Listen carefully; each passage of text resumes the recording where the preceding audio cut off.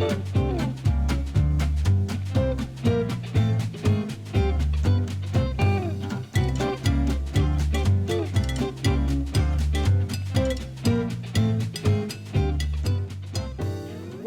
to the family dinner table. I am so excited to be here today with Chef Kelly Leffel. Although she's not known by Chef Kelly Leffel, she's known by Chef Kelly of Tanya's Soup Kitchen, or Auntie Keki. Yes. Which is her aunt. I mean, she's Aunt Keki. Yeah, it's She's a family called name. that by her nieces and nephews. But anyway, one of the reasons I'm so excited is because this is the best autumn recipe I have seen in a long, long time. Oh, thank you. What are we making today? The Flint Hills chicken. Flint Hills chicken. Yes, and it is Tanya's recipe that I have tweaked over the years. You've tweaked over the years. Yeah. And the recipe will be on kpts.org. So before we get to the kitchen, I want to talk about your family dinner table, Yeah. Aunt Keki. How many nieces and nephews do you have?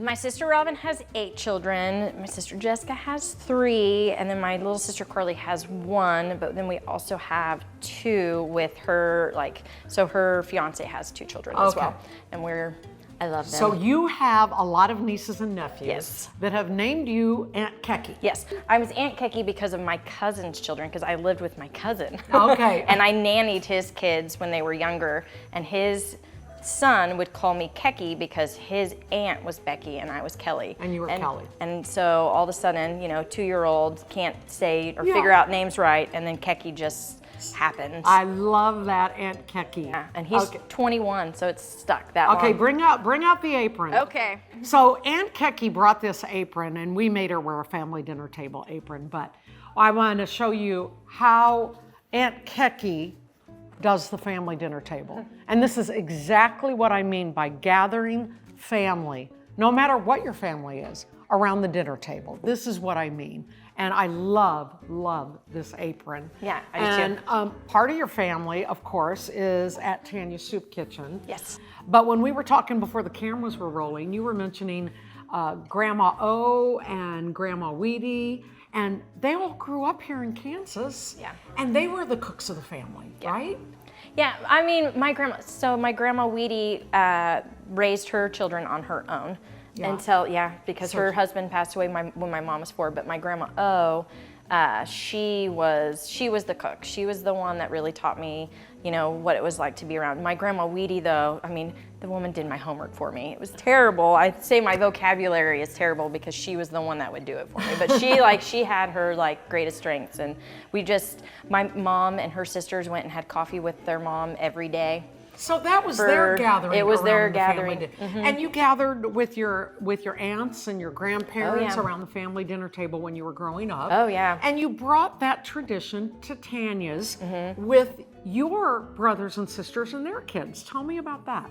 So, yeah, I mean, I've got 2, like I said, I lived with my cousin John at one point, and his children now work for me, both of them. One's 21 and one's 18. So when you gather all your family around Yes. the table, you go to Tanya's? We do. On We the have days off? we've had our Thanksgivings there. We've had our Mother's Day there. We have Valentine's Day there. We have Easter there. That is so when special. I knew that I wanted to really make Tanya's still stay alive for Wichita, it wasn't just for the community. It was for my family. I knew that my family, I knew that this would be something that my sister could do down the road with me. I knew that, to me, like I said, restaurant is family. It's what we do. We're constantly taking care of each other, and I really it's who I am. It's part of me. And you had established memories Yes. at Tanya's, and you wanted to keep those memories alive with your family. Yeah. And that's what the family dinner table is all about. I mean, do you talk and laugh when you guys gather at the soup kitchen with your nieces and nephews and form traditions, right? Oh yeah. Yeah. Memories. It's all about the memory making to me. I am the strongest it's all about memories. Memories. Yeah, it Because really is. when you're down and out, when you're having a bad day, when those people aren't around anymore, you still have the memories. And it shapes us, it molds us into a greater love and light. So yeah, it's amazing. gather around the table. We're gonna make Flint Hills chicken. Yes. And Excited. let's get cooking. Yeah. All right, so here we are in the kitchen with Aunt Keki. I love that name, Keki. It's so cute. It rolls off your tongue. It definitely does. It sticks. Uh-huh. That's why I will be always Aunt Keki. All right, Aunt Keki. Aunt Keki, as we said before, is going to make us Flint Hills Chicken. chicken. Yes. That's what it's called, Flint Hills chicken. Yeah, Tanya named it. All I'm right. sure there's probably several names out there, but this is how Tanya named it, and this is an entree that we do at the restaurant for caterings. And I decided to go with this dish because it can be translated as a soup, which, I mean, come on, Tanya Soup Kitchen, Exactly. you gotta do a soup. Exactly. And it can also be an entree, which is great for your family because this is it's a great budget, but it tastes fantastic and you can still impress. And it's very autumn-y. Yeah. I mean, it's on the stove, it's in a pot. I'm gonna turn this on so we can cook the bacon. We're on the wrong one though. Oh, sorry. I turned on the wrong burner. Yeah. Okay, so let's get going. Okay, so what you we start sliced with- 3 things of bacon. 3 slabs of bacon, you put it on in there and you get that, temp up and you get it to where you kind of crisp it up a little bit. Okay, right? so it's gonna crisp up. It'll crisp up and then it'll release those fats Okay. that you're going to eventually cook your onion, which is like a small onion, diced, and with your garlic, your dried herbs, and then your mushrooms. Okay, so you cook it with the bacon fat. With the bacon fat. And that's all right. That's all right to do? Oh yeah. No, yeah. aren't I mean, people saying, oh, bacon fat, bacon fat? No. Well, that's their problem, not ours. I love it. Right? Keki. Okay. I love So that's what it's like. You get Okay, this let's nice do and that. crisp, And then show me, because we're going to put the mushrooms in there too. Yes, And you we have will. a certain way of cutting mushrooms. Why don't you I show do. that to Okay, me so while this is I went cooking. ahead and had pre-chopped. It's because you don't want to get them too fine and you don't necessarily want to just like have them be like this straight. So I just do like a rough chop, like Well, a okay, really these are rough all base. different sizes. Why do you Yes. do it that way? Well, so I'll get to even this. This is actually mushrooms too that I used an immersion blender that I like condensed down to be more like a mushroom, almost like a mushroom. Pate, maybe? I would say pate, but more like when your vegetable stock or your chicken stock. You're kidding. So yeah, so you break that down too and you put that in with it. But I just like to do like a super, super rough chop to where you're having all different sizes. That way you're not just like, Here, I'm you're gonna move getting this so all, we can see that yeah, rough you chop. can just get like a different size of variety. But that's variety, unusual variety. because I would think that you'd more likely want to make it uniform so it's pretty or whatever. Oh, I don't think so. No? No, because they'll cook down at different temps and stuff like that, and like this one will still have like a little bit of texture, where this one that's a little smaller will actually kind of almost like kind of meld in with your sauce and stuff. Oh, so it has different functions. Yeah, but I mean, I'm all about doing pretty too. Yeah. So I mean, for me, cooking is nostalgic. It's doing it with people, and it's not. Don't get me wrong, I like a schmear. I like a built-up scallop with like beautiful like microgreens.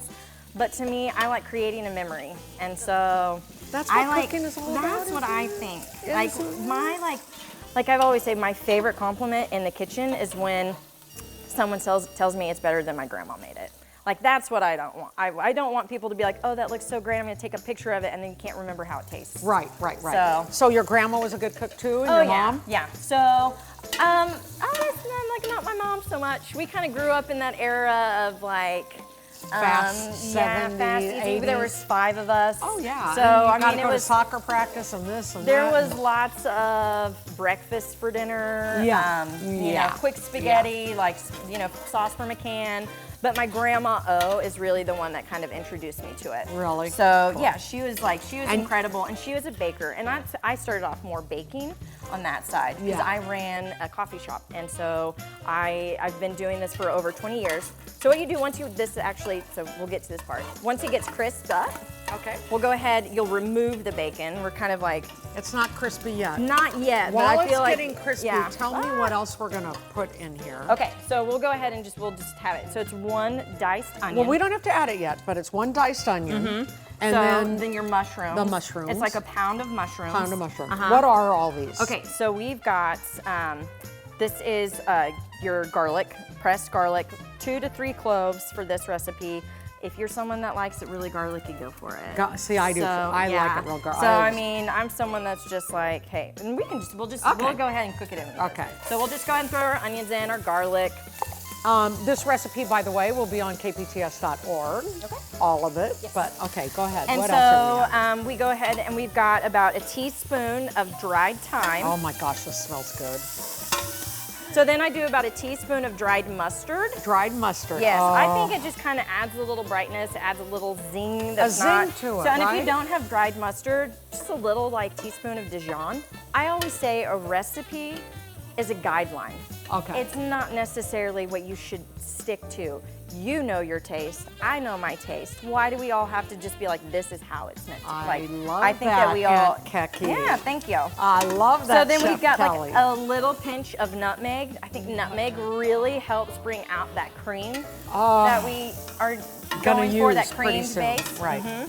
So I'm gonna go ahead and throw our mushrooms in here now to saute too. This smells so good. Thank you. The thing I think I like about this, and we haven't completed it yet, is it looks very Kansas-y too. Oh. Well, and maybe that's why Tanya decided to call it Flint Hills Chicken. Flint Hills Chicken. Yeah.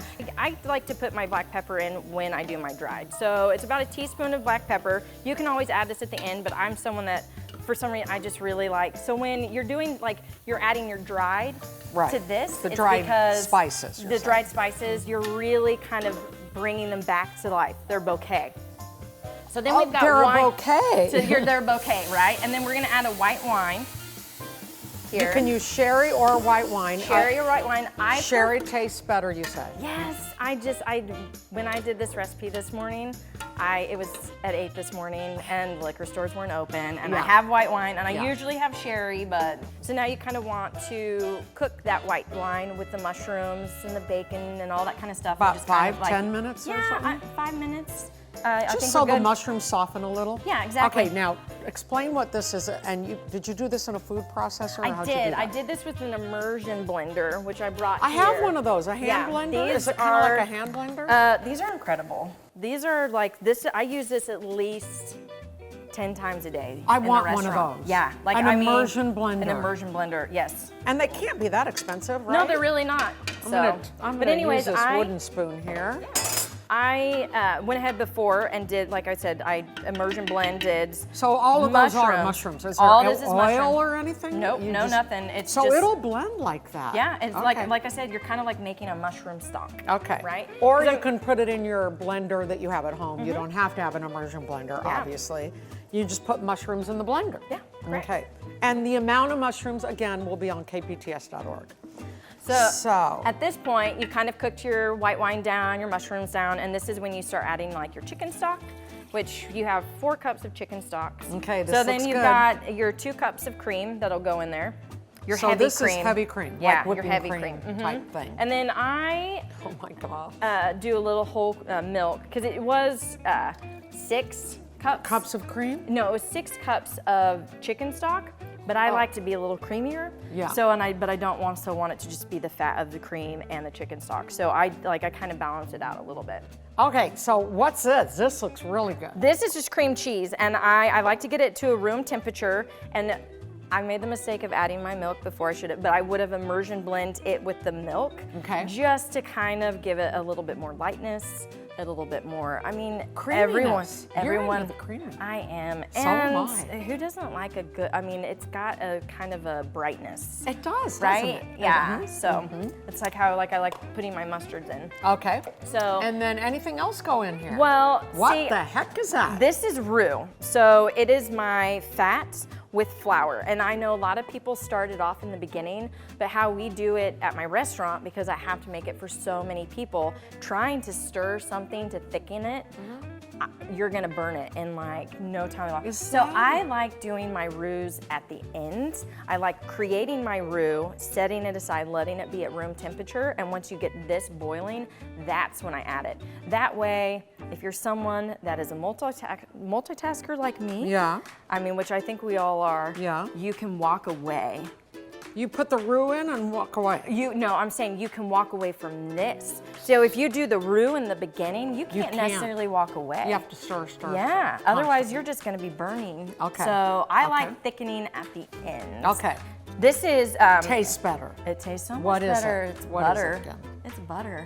It's Butter butter and and flour. flour? So I melted butter. I get it to room temperature, and this is how much I use this, you guys. It's a pound of butter to 2 cups flour. So like your 2 sticks of butter. Yeah, no, that's 4 sticks. Okay. Your 2 pound, Really? So and that's how I make it. So a pound to a cup of flour. And how much So- roux would you put in here? And here, this is where it comes to where, do you want to make this a soup or do you want to make this a gravy? Gotcha, So we'll add a little bit more roux if you're wanting it to be gravy to cook your chicken meat in.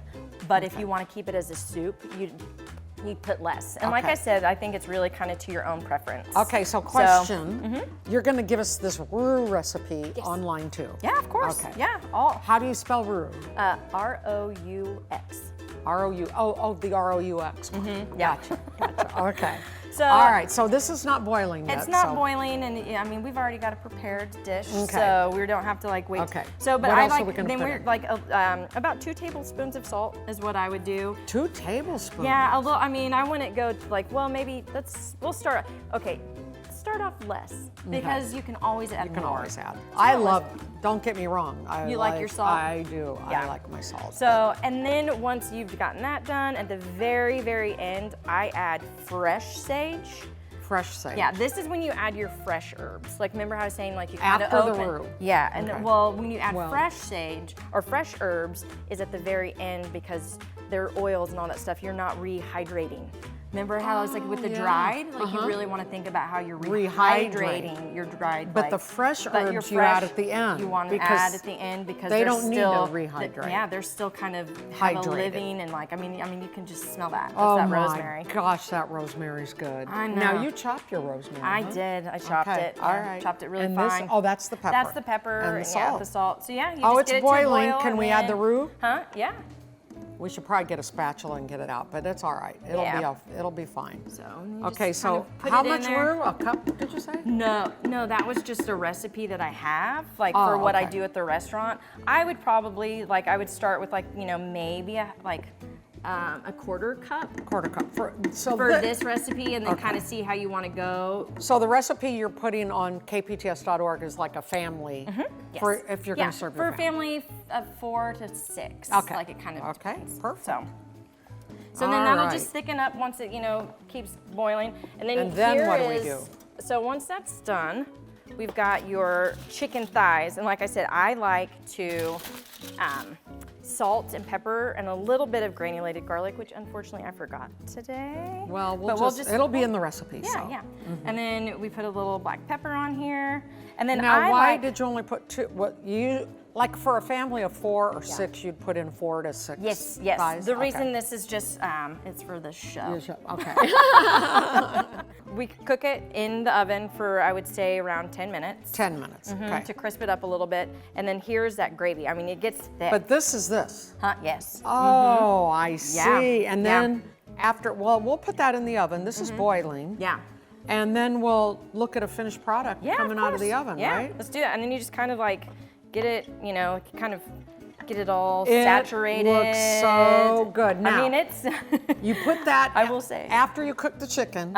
for a you little put bit. the gravy on top. Correct. And do you put it back in the oven? I or- do, yes. Okay. You And put that's it what I back was in the saying. oven. This is why I have this so thick, is because the fat from the chicken thigh it's is gonna going make it to less make thick. it less thick. Right, okay. Yeah, you want it a little thicker. And like I said, I made this morning. That's why it's cooled. Right, So when right. I took this off of the stove, it wasn't It this wasn't, right. thick. Okay, Like, I okay. mean, it's cooled down. It's been, Now, like. we're gonna so put this in the oven. Yeah, yeah. And after we take it out of the oven, it looks like Chef Kelly has a finished product for us. Yes. Ta-ta-da! And then with this, when you're making it as an entree, we like to serve it with a long grain white rice. Put it right there with your gloves. Yes, so we can. So we can open it up. Yeah. So we like to serve it with a long grain white rice, something that has that's a good more idea. fragrant, like a jasmine rice is Jasmine. really good. Okay, okay. So, and then this Oh, is what you're looking my. at. So Here, we got to lift it up a little bit to show the Sure. camera with our gloves here. yeah. Here we go. Okay, lift it up with me. Here we go. Flint Hills Chicken. Woo-woo, by Yes. Chef Kelly and Tanya. Yeah. Let's eat. Okay. So here we are, getting ready to taste Flint Hills Chicken from Tanya's Soup Kitchen by Chef Kelly, or Aunt Kecky. Yes. All right, serve it up, Aunt Kecky. right. It looks so good and smells so good. You guys won't believe how good this smells. You know, you can almost smell the cream cheese and the nutmeg. All those and, herbs, those fresh herbs. the fresh herbs Yeah. are what make a dish, right? I completely agree. And you can buy fresh herbs at the grocery store, Oh, yeah, right? yeah. Yeah. Or you can, grow them on your windowsill. Oh, Try. Wouldn't it be If you fun? want, wouldn't that be If you great? wanna Like try. if you want to try. I mean, we have All a little right. garden at the restaurant that we do grow. you? And that's where you get your fresh herbs. During the summers and the springs, yes. That is so cool. So when you go to Tanya's Soup Kitchen, you're getting some fresh herbs, babe. Yeah. Okay, and you can make this into a soup. If it was a soup, Yes. we would have cut up the chicken and put it in the gravy and serve it as a soup. Yeah. Would you put rice in the soup? You can top it with rice, or Top it with rice yeah, if you yeah, want. Okay. So. All right, here we go. And I love mushrooms. I do. Oh my gosh. It's really good. You can so taste the mushrooms. Oh my gosh, that is so That sauce is good. That is incredible. Flint Hills, like I said before, over there. It sounds very Kansasy, and it tastes very Kansasy. And that's just what we need for autumn in Kansas. That's right. Is this comfort food, which you serve a lot of at the soup kitchen, don't you? I think that's what our base is more of a home cooked meal. It's like, I always say a restaurant, in my opinion, is like running a household. I mean, what do? You pay your bills, you make food, and you're constantly cooking and cleaning and like picking up after people. So it's kind of the same. But I like to call it a happy home. Exactly. It's such a happy home at my restaurant. Like, my staff is my family. All we do is make memories there. We're laughing and joking. It's so much fun, and we have a really good time because I always say, keep your ego at the door. Keep your ego at the door. Keep your ego at the door and just enjoy good the present time. moment. So it's the family dinner table Yes, almost every day there. all the time. But you bring your family dinner table values and memories to the restaurant, and it's nice that you created all those with your family as well. Yeah, I have had where my nieces come and we'll make, on the days that we're not open on a Sunday, my nieces and I will make cookies in the restaurant. Really? We'll do our Thanksgiving meals there. We've had Mother's Day there. We have Easter's there. That's your family dinner table. Yeah, it really is. And memories are created. That's all that matters around a family dinner table. Values, memories, traditions. Yeah, this nostalgic. That's I just love it. That's my favorite part of food. It's your just, soul, right? Yeah, I think of my grandma, and I've had such great memories. So, What's grandma's name? her name's Bernadette, but we call her Grandma O, because Osier was my main name, so. Yeah. See what Sorry. food gathering around the table can do. It's so good for the heart and the soul and the memories you create. And I want to drink to Grandma O. And we can't forget Grandma Weedy. And Grandma Weedy. Grandma Weedy. Okay, Grandma Weedy and Grandma O. This is what truly matters in life. And I would encourage you all, like Aunt Kecky, Chef Kelly, to try and gather around your family around the dinner table at least once or twice a week. I know you can't do it a lot, but at least once or twice a week, because always remember, like Aunt Kecky knows with her tears, when families come together around the dinner table, families come together. Right, Aunt Kecky? They sure do. All love.